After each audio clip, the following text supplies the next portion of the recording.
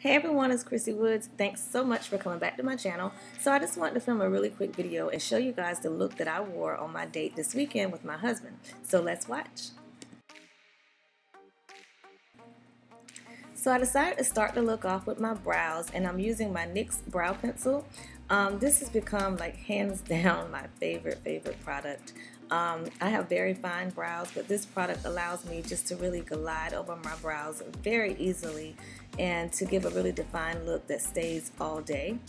And now to clean up my brows, of course, well, this time I'm actually using my LA Girl Pro Conceal in the shade Toffee, and I'm just using a brush by BH Cosmetics. It's just a flat brush. So forgive me if I go in and out of focus, but it will eventually clear itself up. So because I knew we would be outside quite a bit, I decided to prime today. So I'm using the Professionals, and this is by Benefit. And what it's going to do is, it's like a silicone base. So what it'll do is just keep me from being so oily in the areas that I get most oily, which is really in the T-zone area. And so now I'm just going to go in with my LA Girl Pro Conceal. I'm taking that concealer all over my eye. I'm actually going to use it to do two things. I'm going to highlight underneath my eyes. Yes, I'm doing this prior to putting on foundation for a reason, and you'll see why. And I'm also going to cancel out all of that darkness on my lid as well as underneath my eye.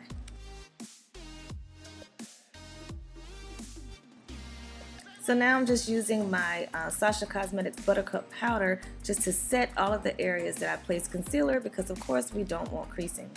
So now I'm going in with my Anastasia Beverly Hills Modern Renaissance palette, and I'm using those two neutral shades that I showed you a few seconds ago, and I'm just using a fluffy brush by BH Cosmetics, and I'm just taking those two nice neutral colors and I'm using them as my transition color, and they're going right above the crease. I'm not really going over what the name of the colors are, but I will list them down below, because basically I just wanted to show you the technique. You can use any colors that you want that are similar. As you can see now, I'm going in with just a deeper orange. It's kind of like a burnt orange almost. It's actually a little bit brighter than a burnt orange. And I'm just placing that in the same area just to kind of add a little bit more definition to the look. And I'm using that same fluffy brush by BH Cosmetics. So now I'm just going to try a new palette that I picked up this weekend. It's not new, it's new to me. It's the BH Cosmetics Carly Bible palette. I was so excited to use this palette. So I'm going in with that deeper burgundy color because I wanted to deepen up the crease. But as you can see, I kind of had a little letdown. It did not give me the color payoff that I was hoping for. I even changed brushes, and I was just not very pleased with the amount of color payoff in the shadows. So that was a bit of a letdown. So you'll see that I go back into another Anastasia palette, and I'm using that same plum. It's similar to what I was trying to use before, that plum shade to go in the outer V, and I'm dragging that plum shade into the crease.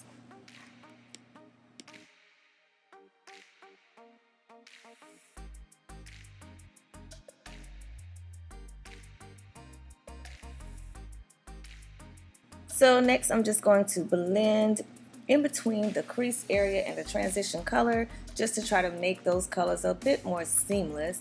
You don't even really have to add more product to the brush. You can really use a clean brush, or you can add a little bit of that transition color to assist with the blending. As you can see here, it does look a little bit better, but I'm going to go in and do a bit more blending, as you'll see. And I picked up some more of that warm, I guess you could say, orange color from the palette, just to define the transition color just a bit more. So now I'm taking this eyeshadow base by NYX and a flat brush to better carve out the area of my eyelid that I left open. If you can see, when I applied the eyeshadow, I did like a halo effect, so only the center part of the eyelid remains without shadows. So I'm just going to prime that part with the eyeshadow base, and we'll go in later and apply shadows.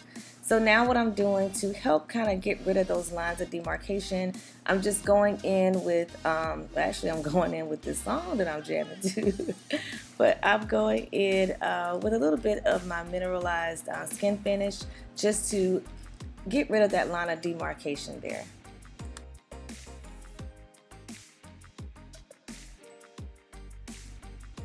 So you've seen me use this product before, but as a person with hooded eyes, I use this product simply because what it does, with hooded eyes, when you put on a color that has shimmer in it, typically if you look up, that shimmer part will transfer onto your hood area. So that product that I put on is by NYX Cosmetics, and basically what it does, it allows that shadow to stay without transferring to the lid. It also helps to kind of make those pigments pop a lot more.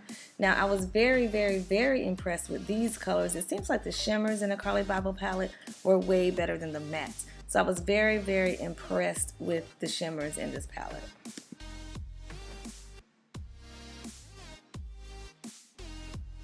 Now as you can see, you can never ever do too much blending. So basically what you'll see me do here is really switch brushes and switch product. I'm just going to basically apply product where I feel as though I have lost some of the intensity, and you'll see me go back in and blend. So it'll be a mixture of blending, changing brushes, and adding product. So now I'm just taking some of those deeper colors and I'm going under the lower lash line. I'm not really doing a whole lot of eyeliner. I want it as just what in the world?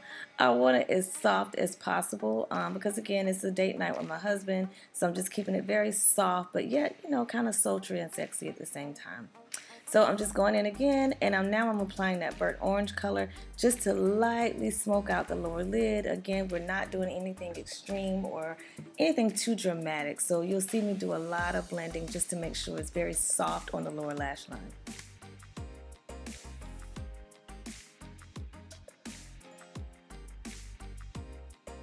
Now it's time to go ahead and do the foundation. I'm grabbing 3 of my black Opal foundations, and this is Suede Mocha, I believe it is. And I'm going to contour with this shade, and then I'm going to go in with Truly Topaz. That's going to be my highlight shade right on top of that concealer.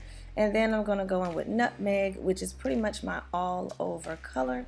And then eventually you'll just see me look crazy for a little bit, and I'm taking my Real Technique sponge and I'm blending it all together. There's no real method to this madness. Sometimes I'll go in and blend my all over color first, and then I'll blend the highlight color and then the contour. But ooh, that lighting changed just now. I'm sorry for the lighting change. I don't know why that did that. But now I'm just going to go in with a little bit of the LA Girl Pro Conceal, and this is in the shade Toffee, because I did want to lighten it up just a bit. Sometimes the foundation that I use, Truly Topaz, doesn't give me as bright of a highlight that I want, so I'll go in with a little bit of the concealer.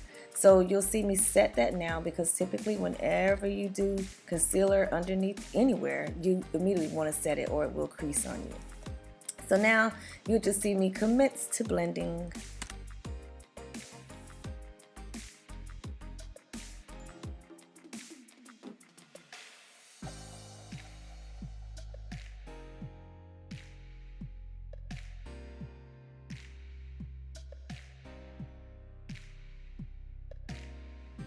So I'm blending everything out, and I'm going to switch over to this nice little buffer brush. This is by Hourglass Cosmetics, and they actually sent me this brush along with one of their stick foundations to try, which I need to film that video on.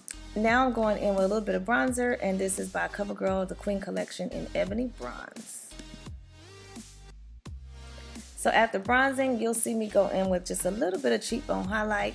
And this one is by MAC Cosmetics in the shade So Cheeky, but I forgot I want to try the one that's in the Carli Bybel palette. So the next one that you see is by Carli Bybel, and it's in that same BH Cosmetic palette, and it's right here. Oh no, that's not it. This one is actually the same one that I just put underneath my brow bone for a quick highlight. That's it. Do you see how pigmented it was, y'all? It really caught me by surprise. I did not think it would be this pigmented. So I actually had to end up buffing some of it away because it was extremely pigmented. So I was kind of torn with the palette, because at first I wanted to take it back because the shadows to me did not give me what I wanted. But then the shimmer shadows were bomb, but then the highlighters were even more bomb. So I've got to keep the palette now. So now it's time for lipstick, and this is one of the NYX Cosmetics Liquid Suede lip glosses. They dry matte. This is my first time ever using it, so I didn't really know what to expect, but I can say I was pretty darn pleased with it. So I wanted to change up the lip a little bit. So I went in with a different NYX Cosmetic lipstick. This one had a little bit more red to it, and I placed that right into the center of my lips just to give it almost like a really nice ombre wineish red type color. So I just kind of alternated back and forth between the deep wine and the red until I got the color and the shade that I wanted. This pretty much completes the look. I'm going to put some pictures at the end, but I hope you guys really enjoyed this tutorial. And now here's just a little quick clip of my husband and I's dinner. We had a really nice time. He took me to a really nice 5-star restaurant. It was really interesting. We didn't know what anything was on the menu, which made it so much more fun, but we really enjoyed ourselves. So thanks for watching, and I'll see you guys in the next video. Bye.